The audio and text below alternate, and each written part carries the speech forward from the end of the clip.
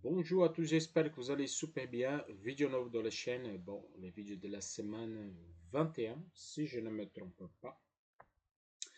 C'était une bonne semaine, comme toutes les autres, vraiment. C'était magnifique. Je pense qu'à partir du moment que je commençais à tourner la main, comme moi je vais vous montrer, ça se passe super bien.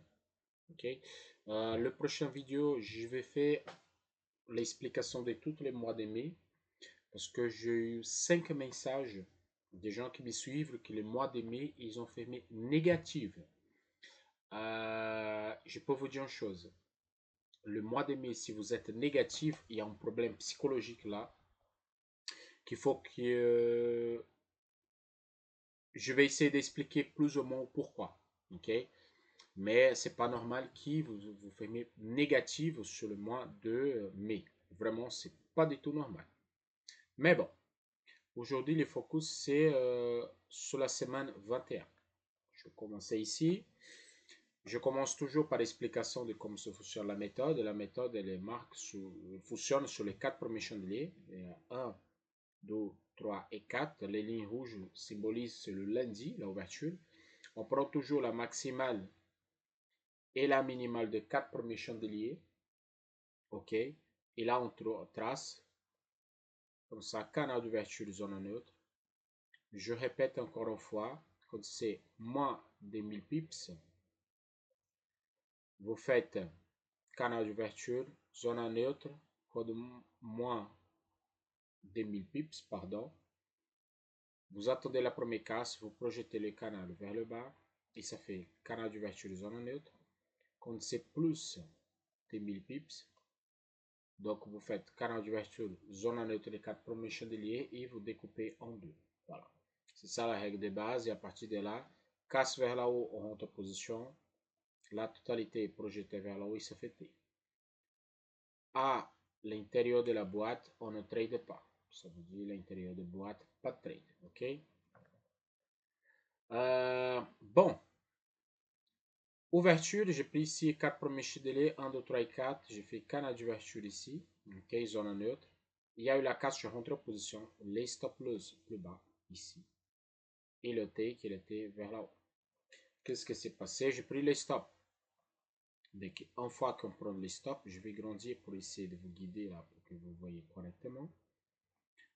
Une fois qu'on prend les stops, on prend le chandelier de stop, celui-là, okay. Celui-là, le chandelier de stop.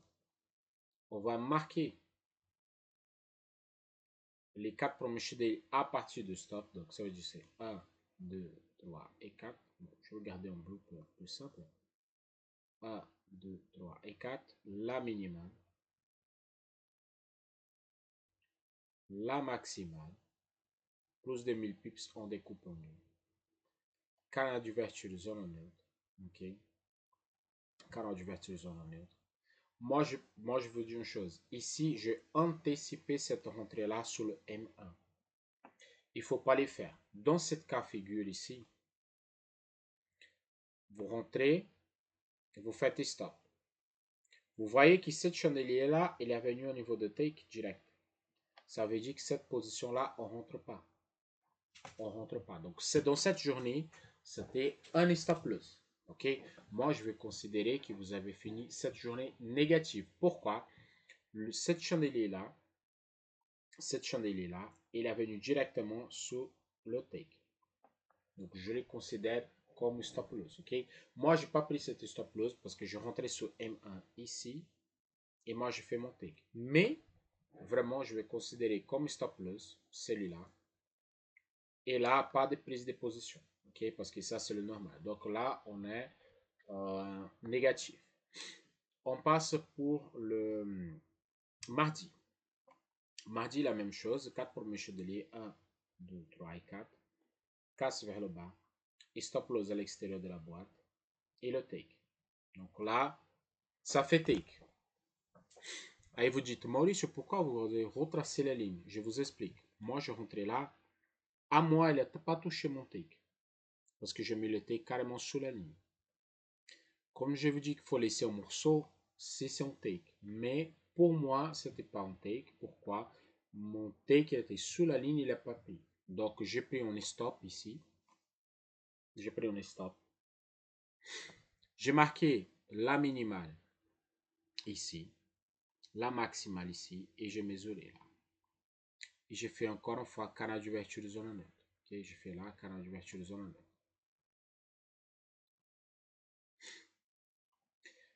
Je rentrais sur la position ici, qui a eu une petite casse là, et cette chandelier là, il y a une casse.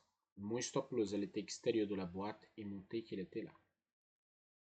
Donc, il était à côté de take, il a retourné à côté des stops, il n'a pas pris mon stop, et après il a fait take direct, et après le marché il est reparti vers le bas. Donc là, ça fait une journée à 0. Donc ici, journée négative, ici, journée à 0. Ok? C'est parti. Le mercredi. Le mercredi, la même chose. 1, 2, 3 et 4. Donc ça fait plus de 1000 pips ici. Canal d'ouverture de zone en neutre. Je rentrais sur la position et là, il s'est mis fait un take. Donc là, c'est bon. Journée clôturée. Donc ça veut dire un stop, un journée à 0 et un take. Le jeudi, c'est très simple. Canal d'ouverture ici. Ok. Canal d'ouverture de zone en neutre. Casse vers le bas. Casse vers le bas. On fait quoi? On marque ici. Regardez. On rentre en position. Et on prend des stops. Là, ça fait un stop loss. Ok. Ça fait les stops. Donc, qu'est-ce qu'il faut faire dans ce cas? On marque ici. 1, 2, 3 et 4. Là. Ça fait un point d'entrée. Ça fait un point d'entrée. On prend la totalité. On projette vers là haut. Et ça fait take. Je dis Maurice, ici, il y a des mèches. Je veux dire moi. Ok? Ça, c'est une journée que vous devez encaisser 12 stop loss. Moi, je n'ai pas pris parce que je ne sais pas pourquoi mon stop il était plus bas. Il n'était pas pris. Je ne sais pas si c'était question de spread ou non. Mais celui-là, j'ai passé tout ce temps-là. Et pour moi, ici, ça fait un take. Vraiment, ça fait take. Ok? Donc là, c'était stop. Je n'ai pas prise. Pourquoi? Mon stop, je ne sais pas s'il était plus bas ou non, si c'est en question de spread ou non. Mais cet stop-là, je n'ai pas pris ici. Cette mèche, elle n'a pas touché mon stop. Donc là, je suis un stop, un journée à 0 et deux takes. Parce que c'est le take d'hier et le take de jeudi. Le vendredi, la même chose. Il ne change pas. 1, 2, 3 et 4. Maximal, minimal, canal d'ouverture de zone neutre là. Casse vers le bas et take. Maurice, son take, il était sous la ligne. Oui, il était sous la ligne. Donc, il a été là. Il n'a pas touché ce là. Il a retourné. Ici, je fais un clôture manuel. Okay? Je fais vraiment un clôture manuel. Maurice, pourquoi tu as fait un clôture manuel? C'est déjà vendredi. C'est déjà presque midi. Donc, je préférais clôturer la position. Et j'ai eu la chance parce que sinon, j'ai clôturé ici en légère perte. Donc là, ça me fait 3, 1 pour cette semaine. Okay? Un stop loss, un journée à 0 et 3 take. Donc, pour moi, encore une semaine super. Encore une belle semaine. Ok? Ce que je voulais vous dire concernant les prises de position et les takes. Soyez patient. Soyez patient. Appliquez à l'aide. Qu'est-ce que moi je vous dis que ça fonctionne. Problème qui existe. Et moi, je vais expliquer ça sur notre vidéo. Je vais commencer maintenant, mais je vais vous expliquer après. Le problème qui existe est le profit. Exemple, vous avez un compte de 100 000 $. Ok, vous avez un compte de 100 000 $. Jusqu'à là, il n'y a pas de problème sur un compte à 100 000 $. Il n'y a aucun problème. Par contre, si vous travaillez avec la main lourde, quand je parle de la main lourde, c'est comme moi je travaille. Okay? J'ai un profit de 100 000, je travaille à 2 000 €, 2 000 quelques par position. Donc, qu'est-ce qui se passe? Je pense que, ouais, là. Possiblement, si tu prends deux stops, exemple, vous rentrez ici, vous loupez. Là, il retourne, vous cassez un stop. Déjà, ça fait 1000. Vous marquez encore une fois, canal d'ouverture zone neutre. Si vous rentrez là, ici, sous cette petite mèche, vous encaissez le stop, donc ça fait 2000. Ça fait 2000. Donc, si vous enchaînez à niveau de comme ça s'appelle, à niveau des émotions, vous voulez rattraper les 2000 et là, vous rentrez encore, et vous rentrez encore, et vous rentrez encore, et vous encaissez des stops. Et là, ça fait cramer les comptes. Si vous travaillez 100 000 à 2 000 par position, si vous prenez 12 stop loss, ça fait 4 000. Par contre, si vous prenez 1000 par position sur 100 000, vous n'allez jamais cramer les comptes. Pourquoi? Si vous obéissez parfaitement ça, ça va fonctionner. Même si vous faites take stop. Exemple. Si vous faites take stop, vous rentrez là, vous encaissez un stop ici. Attends, je vais essayer de mettre toute la semaine sur un seul. Oui, voilà. On dirait que vous rentrez là et stop. Donc, ça veut dire premier jour, stop. Pas de souci. Deuxième jour, et stop. Pas de souci. Et là, take, take et take. Vous êtes à 3, 2. Ça veut dire que celui-là, ça va être votre bénéfice de la semaine. Votre bénéfice de la semaine, elle est là. C'est difficile d'encaisser 1, 2, 3, 4, 5 stop loss sur une semaine. Moi, je n'ai jamais vu ça. C'est pratiquement impossible de l'avoir.